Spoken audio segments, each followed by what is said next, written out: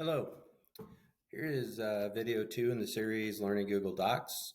Today I'm going to go over some of the controls and commands on the top, focusing mostly on the ones that are different to Google than they would be from Office. So I am just going to run through them all pretty quick. Obviously the file, edit, view, insert, format, tools they're the same for the most part. Here's the one I really want to hit on. This is add-ons. Add-ons are free little extensions that you can add on to your Google Docs slide, form, sheets. There are specific ones for whatever you want to do, and there's just so many that you can't really go over all of them. But if you have a need, a lot of times someone's written that. For example, if you can notice the text in this document, we found this a few years ago for when we're working with formatting, so you don't have to have kids type something in.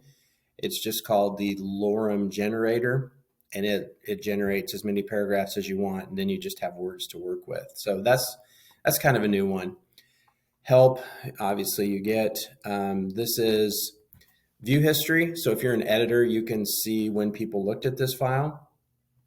You can open comments, and that will allow you to see any comments that people have made. This is the present. I've never done that because it's relatively new.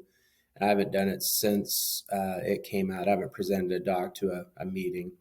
Then you go along the bottom, you've got undo, redo, print, spell check, paint formatting, size of the doc.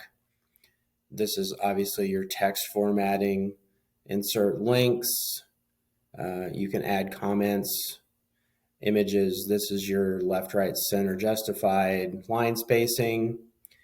You have different kinds of lists that you can make, just like on Word, decrease, increase, and then just clears your formatting completely.